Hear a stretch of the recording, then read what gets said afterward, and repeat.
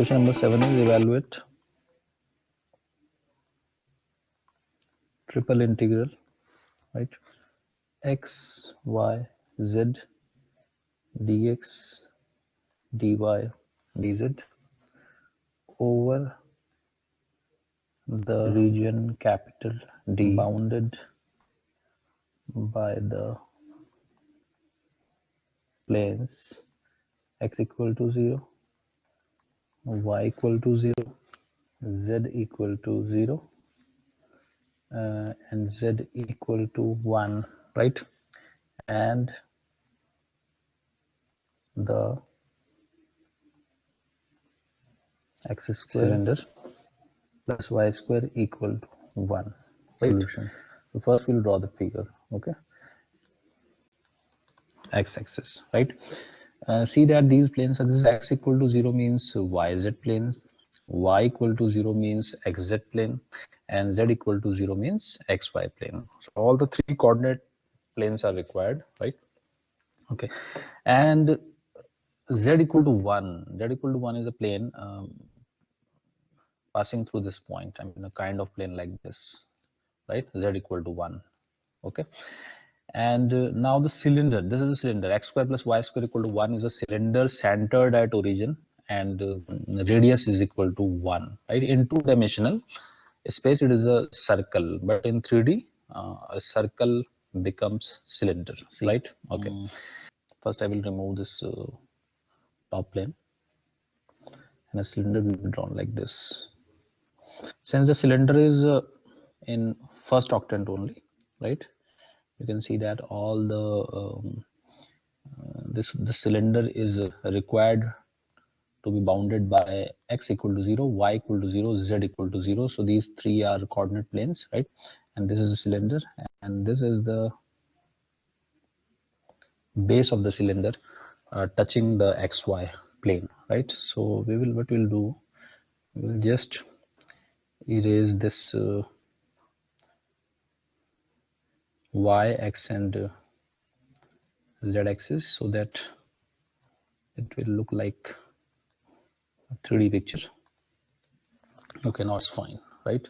So I will just shade the base of the cylinder because the cylinder is standing on xy plane, that is z equal to 0, right?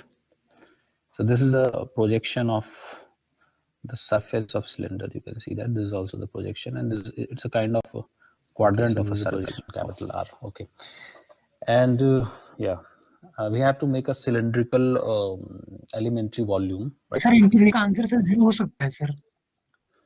Integration का answer 0 नहीं हो सकता जब तक this is a cylinder, and as we saw in theory that whenever a surface is bounded by a cylinder we use cylindrical coordinates, right?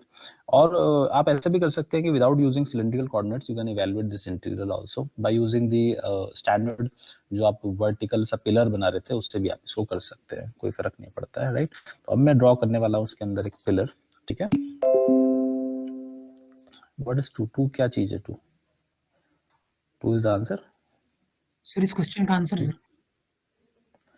ये तो देखना पड़ेगा भाई, आपने इतनी जल्दी कैसे कर लिया? पहले मैं पिलर बना लूं. Right, this is a pillar. Now see the base of the pillar. Pillar का जो बेस है वो किसके ऊपर है? See the base of the pillar z equal to 0, xy plane, right? Okay. Top of the and z is equal to pillar z equal to 1. Sorry, this is z equal to 1. क्योंकि ये जो plane है इन्होंने कहा था कि z equal to 1 जो top plane है. अगर इनके कोऑर्डिनेट्स आप लिखना चाहते हैं तो वो भी आप लिख सकते हैं. This point will be this point specially this point will be 0, 0, 1. हालांकि पॉइंट लिखना जरूरी तो नहीं है. What is the coordinate of this point? 0, 1, 0 because the radius of the cylinder is 1, so that's why it means that the distance will be 1, right? And this point will be 1, 0, 0, right? And let us write this point as capital A. Sorry, let me write this capital B. Capital B. This is capital A. This is capital A, and this is capital C, right? Okay, fine. Now, so limits of Z are clear from this picture. Okay, so limits of ZR from 0 to 1. Okay, fine. Now I'm going to integrate this. Therefore, I equal to 1, 2, 3. See, I have only obtained the limits of Z. I am not worried about the limits of X and Y, because the limits of X and Y will be given by this projection, this shaded, gray colored shaded region, right? So we will do that later. We will just name that R, projection R, right? And rather than writing limits here in place of X and Y, you can write capital R here collectively, right? So limits of X and Y will be decided later. We are just interested in limits of Z, okay?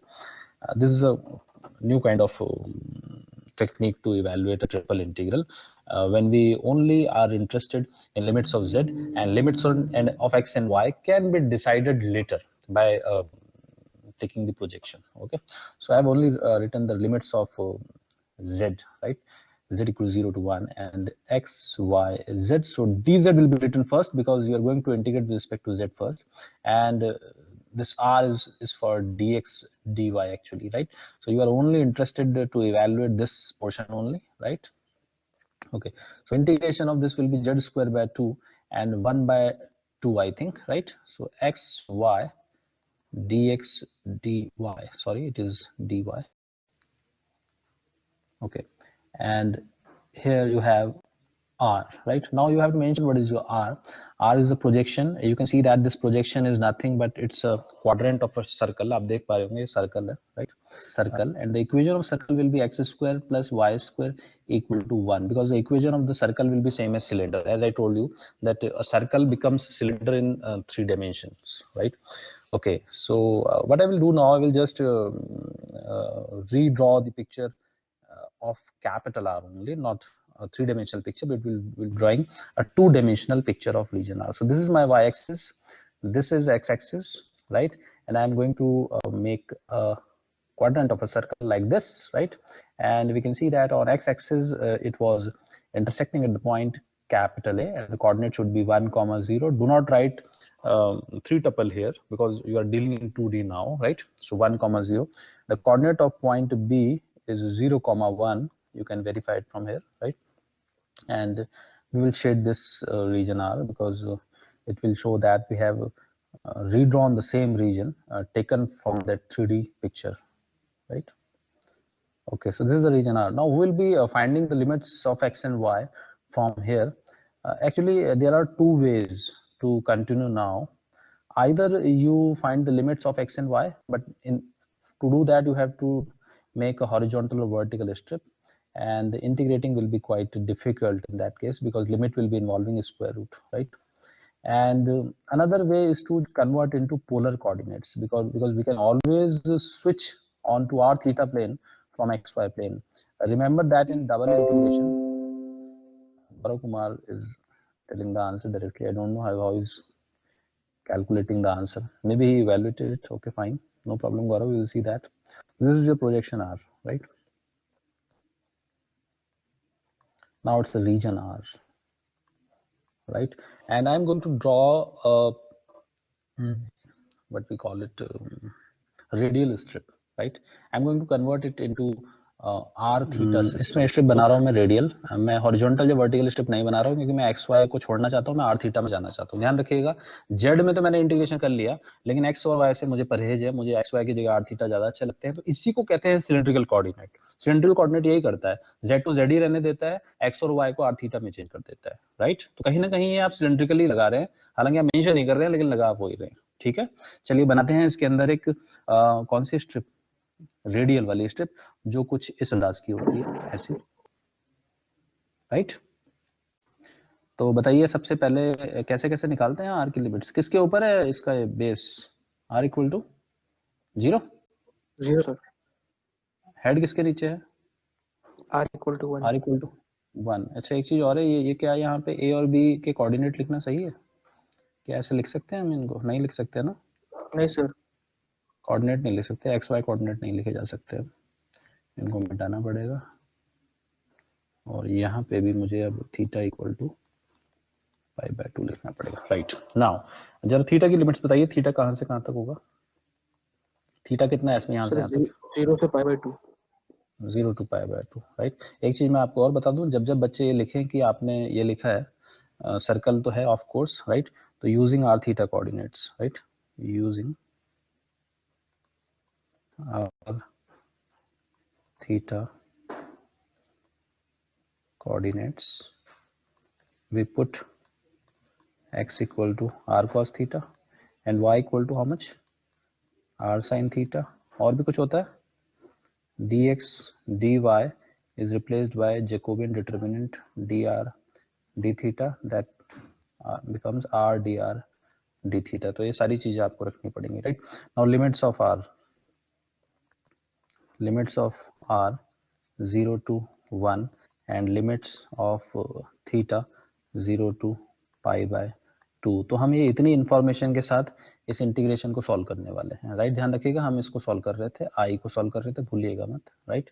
चलिए वापस आते हैं यहाँ पे, therefore I is equal to 1/2 तो बाहर है, integration outer limits theta 0 to pi by 2 and inner limits r 0 to 1। Of course अच्छी चीज वो हो रही है कि चारों लिमिट्स कांस्टेंट हैं, और यही फायदा होता है आर थीटा सिस्टम में जाने का कि सारी लिमिट्स कांस्टेंट आ जाती हैं ज्यादातर, right.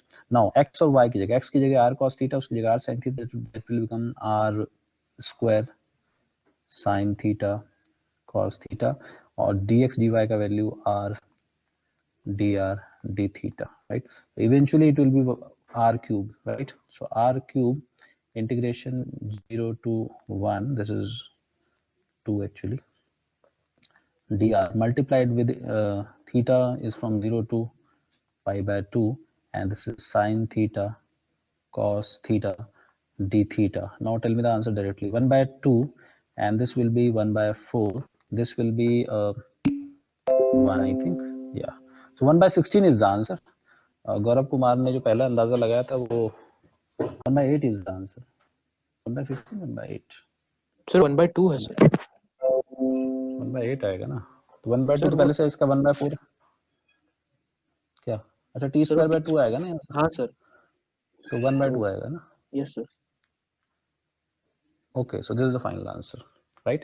So this question, actually in this question we use cylindrical coordinates unknowingly, अनजाने अनजाने में हमने कौन सी कोऑर्डिनेट यूज कर लिए, सिलिंड्रिकल, हमको मालूम नहीं चला, लेकिन ध्यान रखिएगा हमने सिलिंड्रिकल यूज किए, हमें मालूम नहीं चला।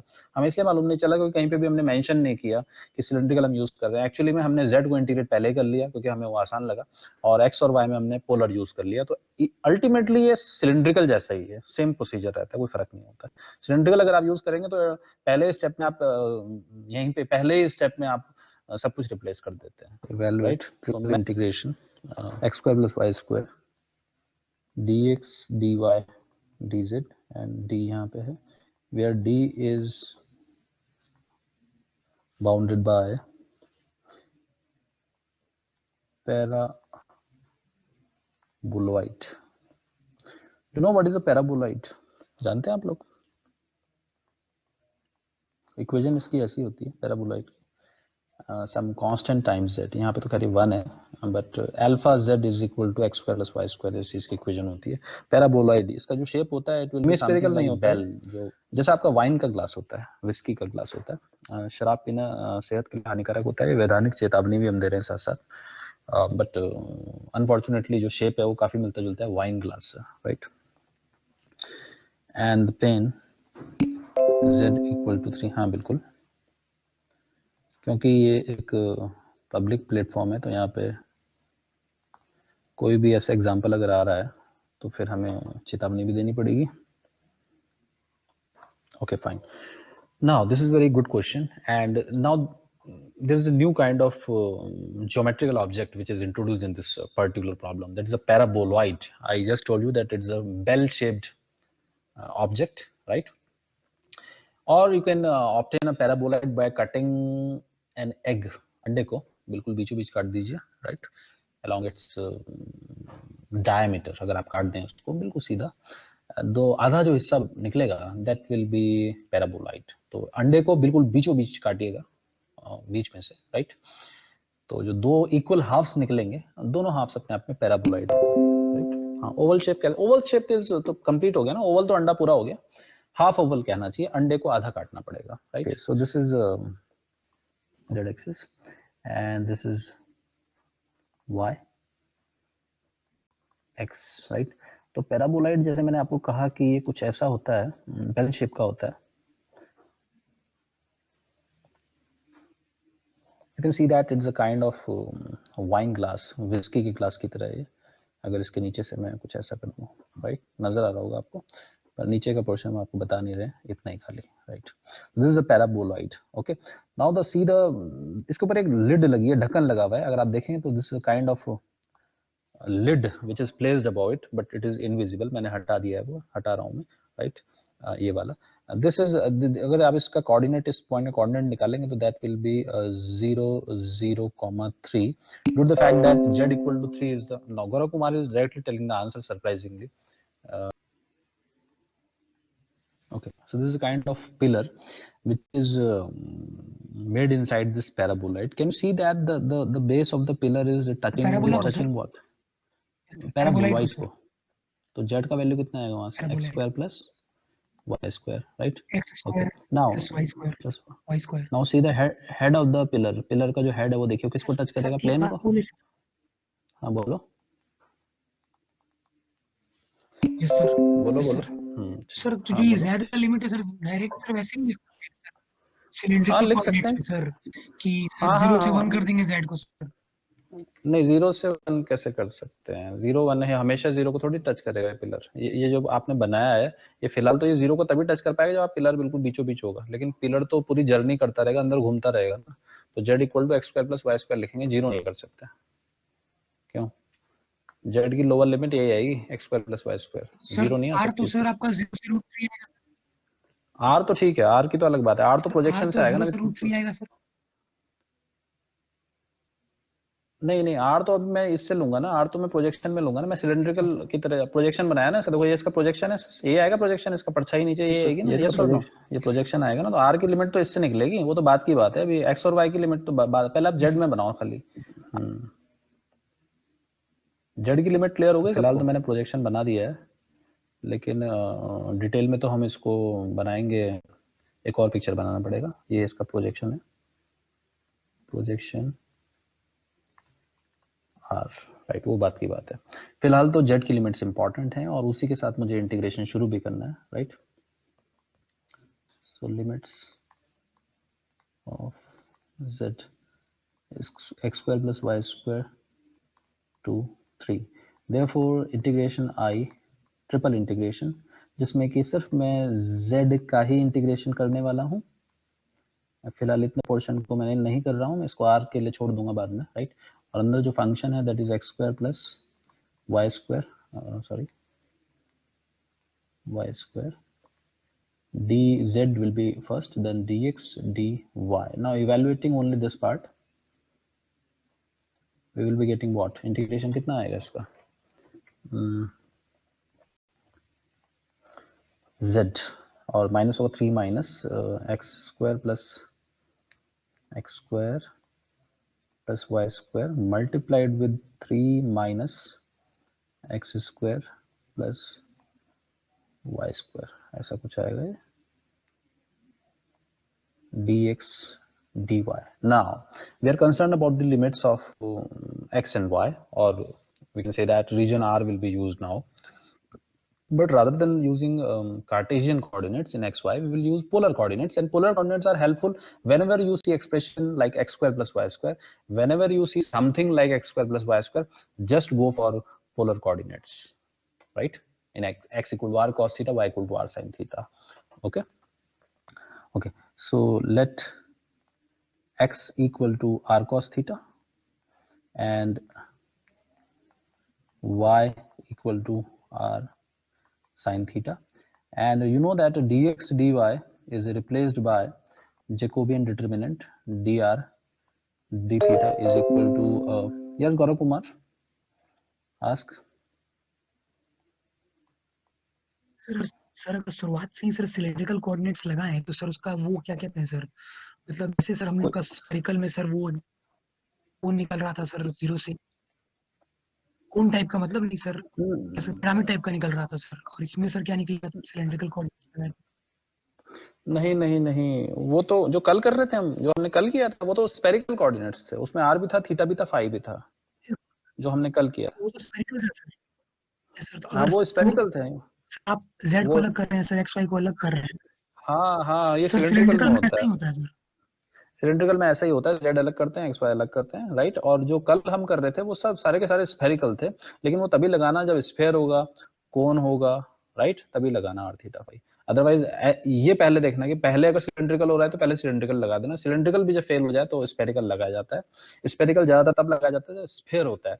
आज हम जितने भी क्वेश्चन करें फिलहाल स्फेयर तो नहीं आया, देखो सिलेंडर था, ओके सिलेंड्रिकल लगाया।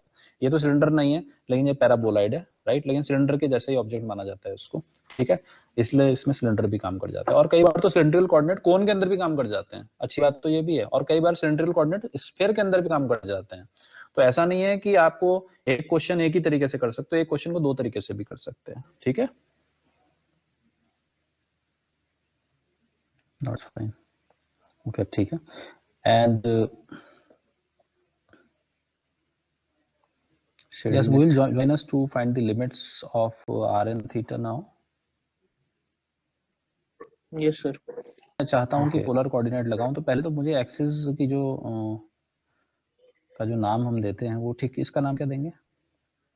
Sir, theta is equal to 0 degree. Theta equal to, degree में नहीं बोलते, रेडियन में होता है, Yes रेडियन में sir. होता है, ठीक है, ओके। तो और ये आपका रीजन आर है, तो जाहिर सी बात है क्योंकि अब वैसी स्ट्रिप तो बनेगी नहीं, जैसी हॉरिजॉन्टल या वर्टिकल तो बनेगी नहीं, ऐसी वाली स्ट्रिप बनेगी। और स्ट्रिप का बेस किसके ऊपर है? 0. R equal to 0. स्ट्रिप का हेड किसके नीचे है? आर इक्वल टू सर्कल की। Equation. हाँ ये कैसे पता चला इक्वेशन? अरे ये तो निकाली नहीं है, पता ही नहीं चला कौन सा सर्कल है। क्या लगता है आपको, जो सर्कल यही होगा वही सर्कल नीचे वाला भी होगा? दोनों सर्कल एक जैसे होने चाहिए, यस और नो? Yes sir. ओके, तो इस सर्कल में खास बात ये है कि जेड कितना है यहाँ पे? 3 है ना। 3. और 9. तो जेड कितना, हाँ 9 क्यों होगा? X square plus Sir y 3 square होगा, इक्वल टू स्क्वायर 3। नहीं होगा, 3 होगा. ठीक है, तो ये जो सर्कल होगा x square plus Y square equal to 3 हो जाएगा, ये वाला X square plus Y square. कि ये जो सर्कल बन रहा है, this is the intersection of plane and hyperboloid, sorry paraboloid, yes और नो? How this circle is constructed, circle बना कैसे? ये सर्कल तब बना जब एक जेड इक्वल टू 3 वाले प्लेन ने इंटरसेक्ट किया इस पैराबोलॉइड को। तो दोनों को आपस में सॉल्व कर लेते हैं, जेड इक्वल टू 3 प्लेन है, पैराबोलॉइड ये है, आपस में इन दोनों को सॉल्व करो तो आपको मिलेगा x square plus Y square equal to 3। इसका मतलब ये सर्कल है that is x square plus Y square equal to 3, right, okay fine. So r is equal to what? Is equal to 3। Yes sir. सही कहा मैंने, ये आएगा अगर आप इसको प्लग करेंगे यहाँ पे, r cos थीटा नहीं 3 नहीं आएगा, √3 आएगा, sorry. Is there any problem? Sir, और कैसे आया ये भी मैं बताता हूँ कि आया कैसे, मैं इसका एक्सप्लेनेशन इधर दे रहा हूँ, देखिए।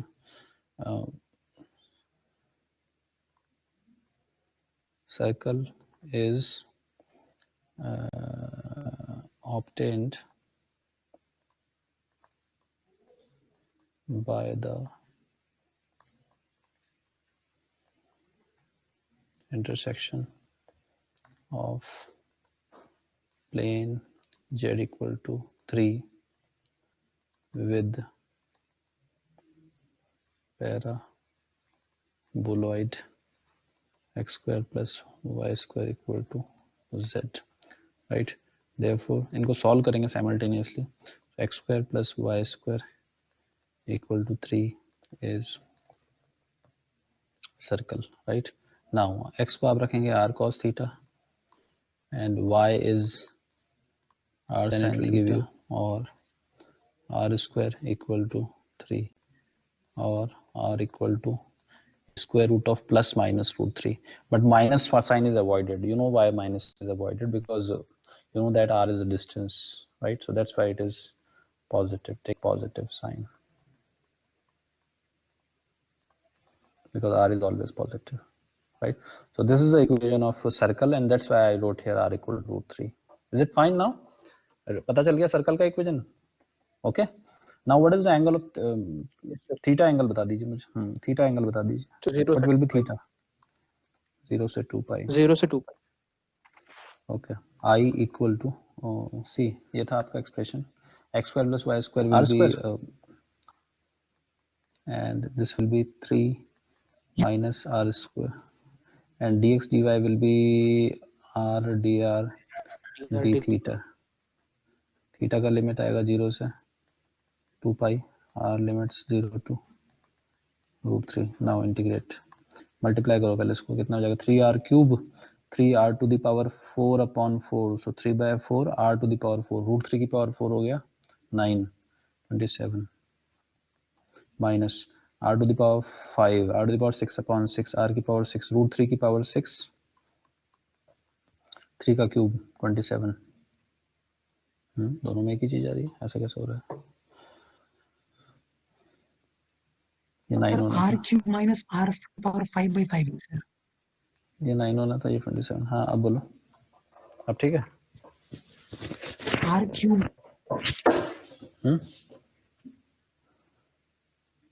सर इंटीग्रेट करने के बाद sir r cube minus r की पावर 5/5 एक आर आएगा बाहर भी सर। तो है। Question number 3, evaluate triple into clear, good. Anyone else want to ask something? Square plus y square dx dy dz. D is region bounded by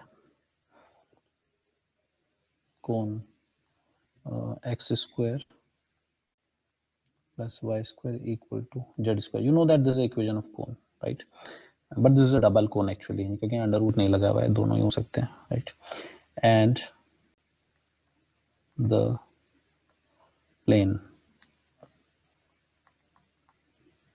planes z equal to 0, z equal to 1। तो आपको क्या लगता है पूरा कौन होगा या ऊपर का हिस्सा होगा कौन का?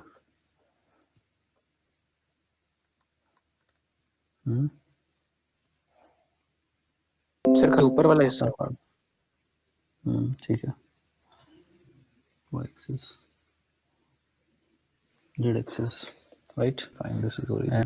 Okay, now this is अगर आप इसको पॉइंट इसका लिखें, कोऑर्डिनेट लिखें, तो दैट विल बी 0 0 1, क्योंकि आप जानते हैं कि this plane is z equal to 1 given question में गिवन है, ऊपर वाला प्लेन z इक्वल टू 1, नीचे वाला प्लेन z इक्वल टू 0 है। चलिए ये भी ठीक है कि नीचे से बाउंड कर रखा है z इक्वल टू 0 ने, तो इसके नीचे आपको कौन, नीचे वाला कौन आपको नहीं बनाना है, क्योंकि जो नीचे का हिस्सा है वो भी बाउंड हो रखा है z equal to 0। z equal to 0 का मतलब ये वाला प्लेन हो गया, राइट?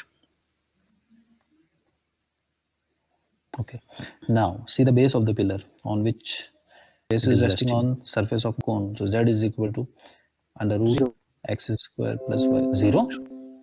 नहीं सर वो तो और ये गौरव कुमार तो महाराणा प्रताप के घोड़े बने हुए हैं आजकल, राणा की पुतली फिरी नहीं तब तक चितक मर जाता था। पिछला दो में से हम स्पेरिकल वाला लगा दिए। अच्छा पिछला वाला कर रहे हो, मुझे लगा तुमने इसका आंसर बता दिया। इसी का बताया सर, केवल इसी का है सर। इसी का है? इतनी जल्दी कहाँ से बता रहे हो आंसर? बड़ी जल्दी निकाल दे रहे हो आंसर। सारा कुछ सही लिया है सर। चलो अच्छी बात है, ये तो बहुत, हम तो चाहते हैं कि टॉपर इस बार यहाँ से निकले, एफएससी या सिविल से, क्योंकि होता ऐसा है कि टॉपर निकलते हैं एपी अप से, लेकिन मुझे लग रहा है कि इस बार बदलाव होने वाला है, कुछ क्रांति आने वाली है। Limits under root x square plus Y square से 1, फंक्शन है under root x square plus Y square dz dx dy। पहले करेंगे इसे इससे पे फोकस, और जैसे आप इसका इंटीग्रेशन करेंगे तो आप क्या पाएंगे, कितना आएगा, z आ जाएगा इंटीग्रेशन, फिर लिमिट डालेंगे तो 1 माइनस,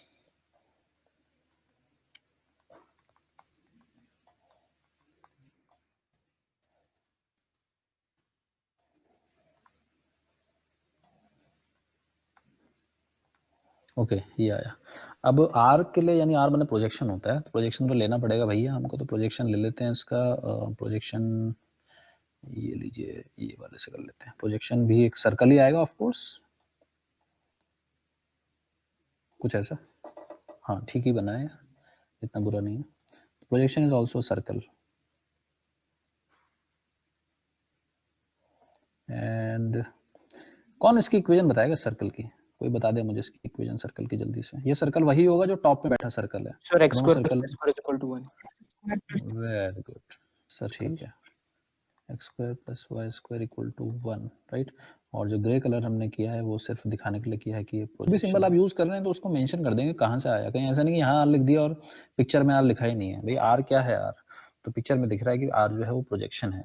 चलिए आगे बढ़ते हैं, क्योंकि ये सर्कल बन गया और सर्कल जब जब नजर मुझे आता है तब तक मैं बहुत खुश हो जाता हूँ, क्योंकि मैं जानता हूँ कि एक्स को आर कॉस थीटा और वाई को आर साइन थीटा रखने से कितनी आसान हो जाती है चीजें। और वैसे भी इंटीग्रेशन के अंदर देखो ना, x square plus Y square मौजूद है, तो समझ जाइए कि ये इशारा है कि आप चुपचाप से जल्दी से लगा लें। पोलर कोऑर्डिनेट कहते हैं इनको, कुछ लोग इन्हें सिलिंड्रिकल समझ रहे हैं, हालांकि हमने सिलिंड्रिकल जैसा लग तो रहा है लेकिन हमने नहीं लगा, हम तो इंटीग्रेशन सीधे तरीके से करते जा रहे हैं।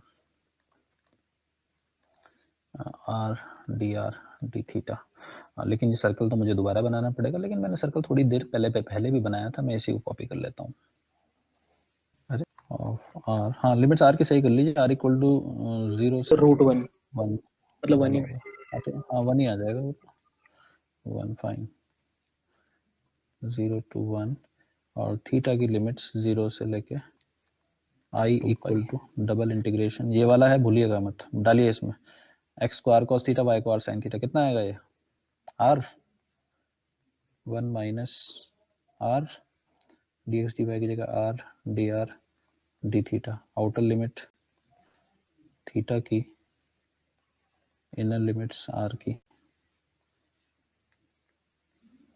Now it will be r square minus r cube d r, limits r की 0 to 1 multiply theta D theta, theta की लिमिट्स 0 से लेके 2 pi, so the answer will be 1/3 minus 1/4 कितना होता है, π/6 1/12 into 2 पाई, हाँ π/6।